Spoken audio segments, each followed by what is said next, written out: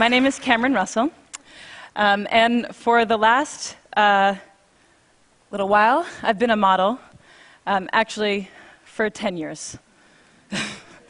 And I feel like there's an uncomfortable tension in the room right now, because I should not have worn this dress. So, luckily, I brought an outfit change. This is the first outfit change on the TED stage, so you guys are pretty lucky to witness it, I think. If some of the women were really horrified when I came out, you don't have to tell me now, but I'll find out later on Twitter. I'd also note that I'm quite privileged to be able to transform what you think of me in a very brief 10 seconds. Not everybody gets to do that. These heels are very uncomfortable, so good thing I wasn't going to wear them. The worst part is putting this sweater over my head, because that's when you all laugh at me, so don't do anything while it's over my head. All right. So why did I do that? That was awkward. Well,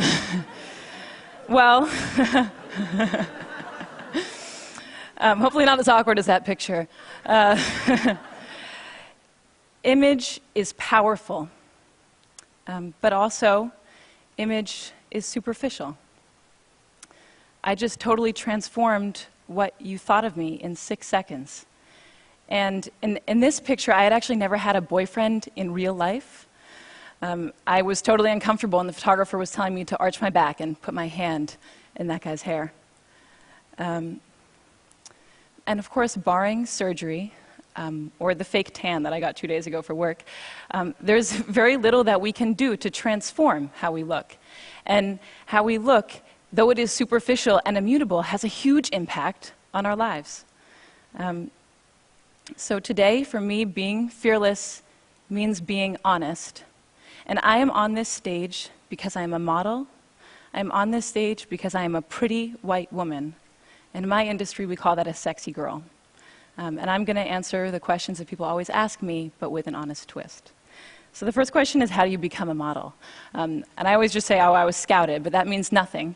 The real way that I became a model is I won a genetic lottery, and I am the recipient of a legacy. And maybe you're wondering, what is a legacy? Well, for the past few centuries, we have defined beauty not just as health and youth and symmetry that we're biologically programmed to admire, but also as tall, slender figures and femininity and white skin. And this is a legacy that was built for me, and it's a legacy that I've been cashing out on. And I know there are people in the audience who are skeptical at this point, and maybe there are some fashionistas who are like, wait, Naomi, Tyra, Joan Smalls, Lou Wen, and first, I commend you on your model knowledge, very impressive. But unfortunately, I have to inform you that in 2007, a very inspired NYU PhD student counted all the models on the runway, every single one that was hired, and of the 677 models that were hired, only 27, or less than 4%, were non-white. The next question people always ask me is, can I be a model when I grow up? And the first answer is, I don't know, they don't put me in charge of that. But the second answer, and what I really want to say to these little girls, is why? You know, you can be anything. You could be the President of the United States, or the inventor of the next internet, or a ninja cardiothoracic surgeon poet, which would be awesome, because you'd be the first one. If after this amazing list, they still are like, no, Cameron, I want to be a model, well, then I say, be my boss, because I'm not in charge of anything, and you could be the editor-in-chief of American Vogue, or the CEO of H&M, or the next Stephen Meisel. Saying that you want to be a model when you grow up is akin to saying that you want to win the Powerball when you grow up.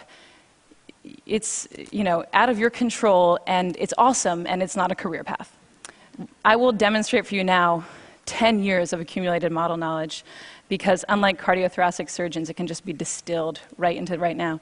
So if the photographer is right there, and the light is right there like a nice HMI, and the client says, Cameron, we want a walking shot, well, then this leg goes first, nice and long, this arm goes back, this arm goes forward, the head is at 3/4, and you just go back and forth. You just do that. And then you look back at your imaginary friends, 300, 400, 500 times.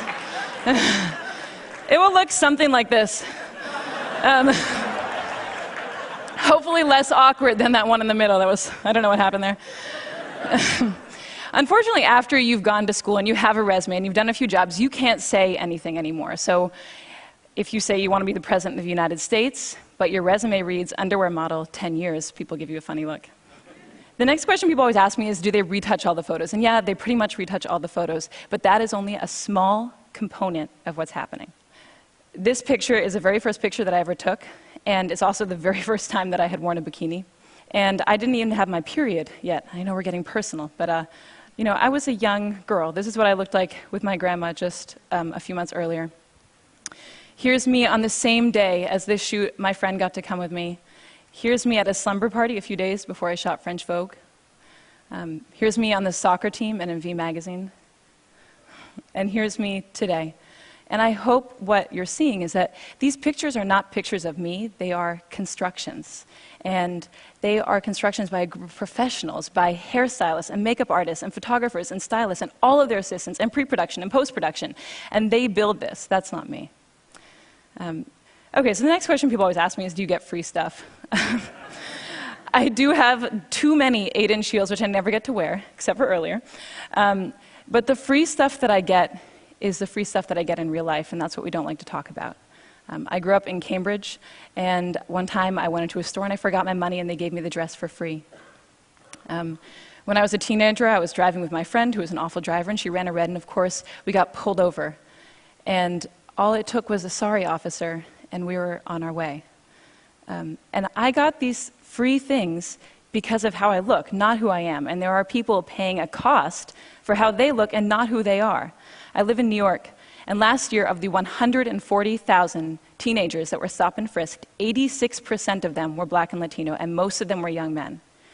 And there are only 177,000 young Black and Latino men in New York, so for them, it's not a question of will I get stopped, but how many times will I get stopped? When will I get stopped? When I was researching this talk, I found out that of the 13-year-old girls in the United States, 53% don't like their bodies. And that number goes to 78% by the time that they're 17.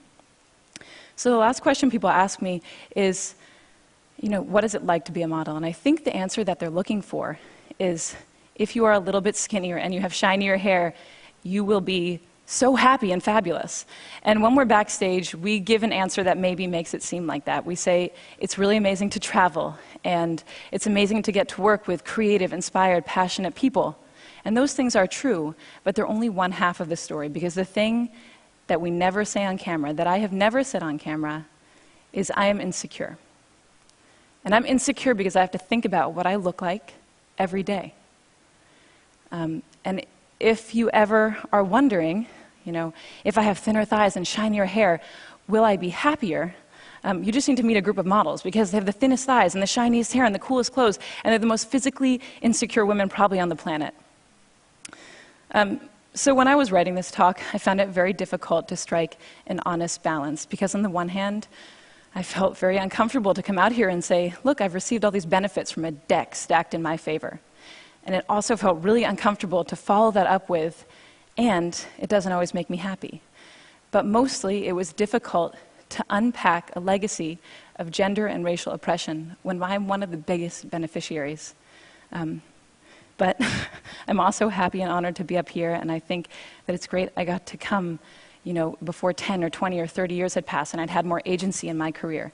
Because maybe then I wouldn't tell the story of how I got my first job, or maybe I wouldn't tell the story of how I paid for college, which seems so important right now. If there's a takeaway to this talk, I hope it's that we all feel more comfortable acknowledging the power of image in our perceived successes and our perceived failures. Okay, thank you.